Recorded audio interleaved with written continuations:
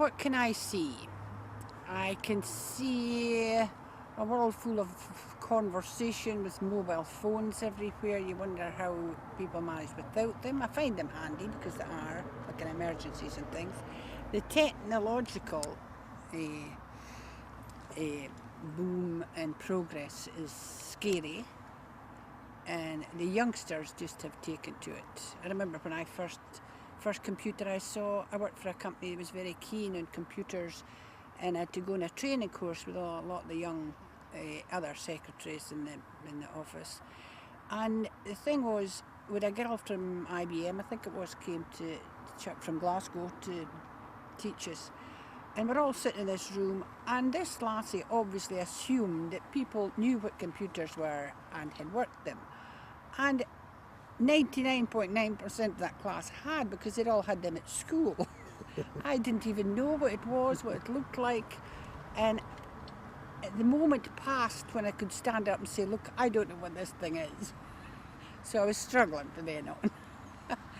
And then I avoided using it for long enough. However, I've managed to catch up to a certain degree, and you can't get through our life without it. Although we find in our pensioners, it gets in their nerves when they watch television and say, contact us on www. And they don't have computers. So, I mean, as I say, the whole world has them. So I would say the age of technology is what I see as the biggest change. And it affects everything. Scotland is the most wonderful country in the world, without any shadow of doubt. And we live in a land that's almost totally encompassed by water. In fact, it is if you take the Tweed and all the sea round about our coastline. And I see a mirror image in the water around this country, which reflects the character of the country and the people who live in it. And I always like to draw an analysis between what I see in the Aberdeen harbour, and it reflects a huge pattern of life and the process of life. And when you go down to Aberdeen harbour now, you see the most magnificent, huge, technologically constructed ships of varying sizes, passenger ships, standby ships, technical ships, small boats, no fishing boats. So the heart that was Aberdeen has left the harbour of Aberdeen, but it's been transformed into a modern technological oasis for ships of a specialised character. And when I look at my own youth and remember going to the Clyde and the Broomielaw in Glasgow where I worked, it was just a fascinating place. It was so vibrant, it was dirty, right enough, but that was the industrial pollution. And it was so active, it was just a mass of humanity. And there were boats and ships and of all shapes, sizes, and you wouldn't believe it. And now when I go back to Glasgow and walk along the Broomielaw, there's a ferry sitting in isolation and nothing else. Mind you, having said that, there's a cormorant sitting on the suspension bridge. So the Clyde has cleaned up, there are fish in it now, there are no ships. And I'm just trying to wonder, would I rather have it like Aberdeen, where the past used to be the trawlers and it's now been transformed into an international technical navigational port?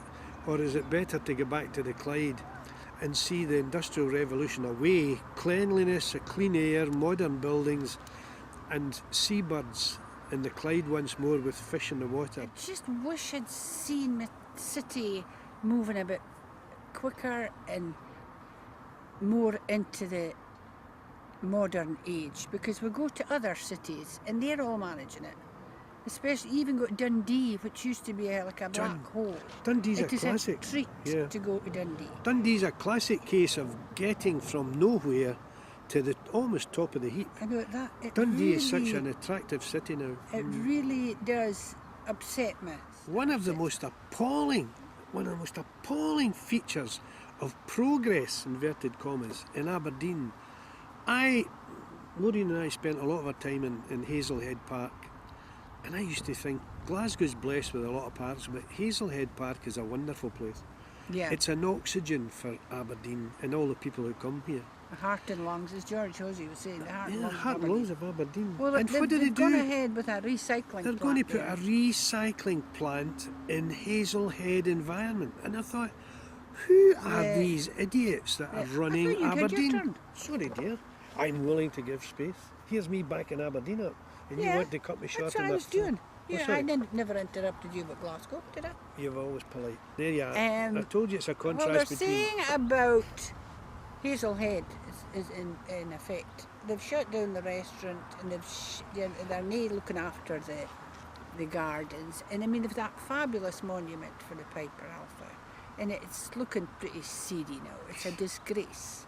I'm astounded when the first time I came to Aberdeen in 1954, and the first time I walked up Union Street, I thought, my God, I thought Sucky Hall Street, Buchanan Street and Argyle Street were the centres of the universe. I said, they don't hold a candle to this place. It was magnificent. Now I go down Union Street and I have difficulty recognising the trees that are growing out the gutters and the downpipes. And that's a great tragedy.